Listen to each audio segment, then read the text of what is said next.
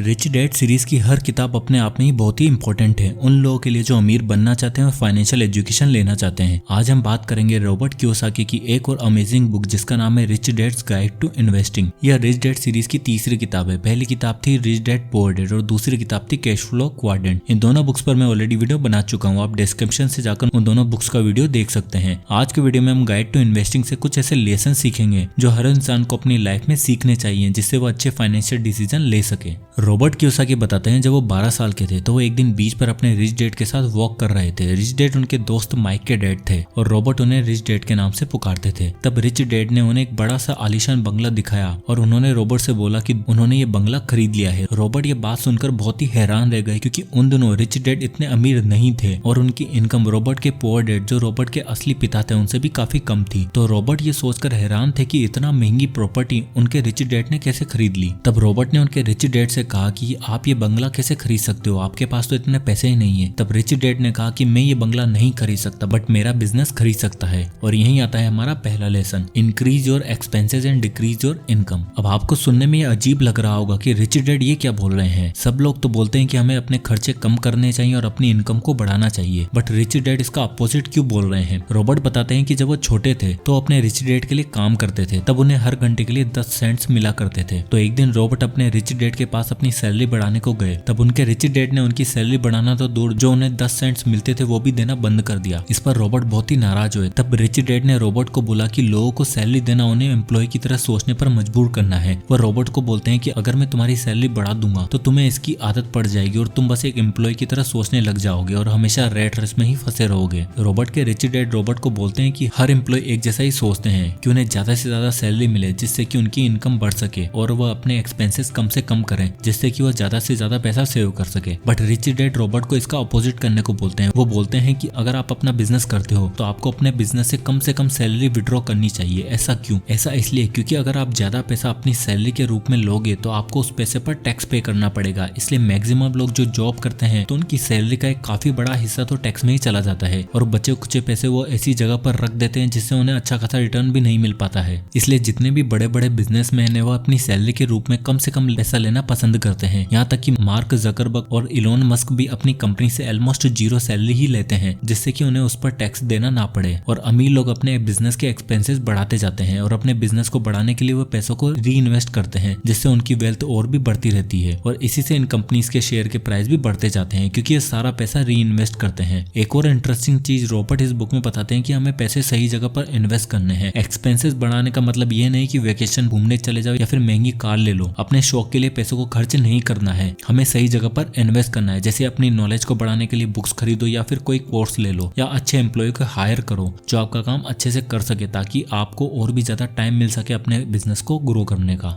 Lesson number 2, investing is not risky. Robert बोलते हैं कि इन्वेस्टिंग रिस्की नहीं है, आपको उसकी नॉलेज नहीं है इसलिए वो आपको रिस्की लगती है। जो लोग अमीर बनते हैं वो या तो खुद के बिजनेस को ग्रो करके अमीर बनते हैं या फिर दूसरों के बिजनेस में पैसा लगाकर। और आप रातों रात अमीर तो नहीं बन सकते हो। अगर आप कोई स्टॉक खरीदते हो तो आपको उसे लॉन्ग टर्म के लिए होल्ड करके रखना पड़ेगा। अगर कोई स्टॉक आपको रातों रात अच्छे रिटर्न दे गया है तो इसका मतलब ये नहीं कि आप हमेशा शॉर्ट टर्म में पैसा कमा लोगे क्योंकि मार्केट ऊपर नीचे होता रहता है और आपको अपने डर को साइड में रखकर इन्वेस्ट करना चाहिए और मार्केट के नीचे जाने पर डर के मारे अपने शेयर नहीं बेचने हैं। और इन्वेस्टिंग करने से पहले उस कंपनी की पूरी जानकारी आपके पास होनी चाहिए। जब आपको कोई नया मोबाइल फोन लेना होता है तो सबसे पहले हम क्या करते हैं, हम यूट्यूब पर उस फोन के रिव्यूज देखते हैं कि लोग उस फोन को क्या रेटिंग दे रहे हैं, उस फोन की बैटरी कितनी चलती है, फोन का कैमरा कितने मेगापिक्सल का है और चार्ज कितना जल्दी होता है। तो हम अपने फोन पर पैसा इन्वेस्ट करने से पहले उसकी सही से जांच पड़ताल करते हैं। उसी तरह हमें किसी भी कंपनी में इन्वेस्ट करने से पहले इसी तरह उसकी अच्छी से जांच पड़ताल करनी है कि वो कंपनी कौन कौन से प्रोडक्ट बनाती है और उन प्रोडक्ट को लोग कितना काम में लेते हैं। और आपको ये ऑब्जर्व करना है कि आप कौन कौन से प्रोडक्ट डेली बेसिस पर यूज करते हो और केवल आप ही नहीं, क्या सब लोग उन प्रोडक्ट को यूज करते हैं या फिर नहीं। आपको ऐसी कंपनी में इन्वेस्ट करना है जिनको आप डेली बेसिस पर काम में लेते हो क्योंकि आप सालों से उन प्रोडक्ट को यूज करते आ रहे हो तो श्योर है कि आगे भी करते रहोगे और वो कंपनी आगे भी ग्रो होती रहेगी। इसलिए ऐसी कंपनियों में हमें इन्वेस्ट करना चाहिए। Lesson number 3,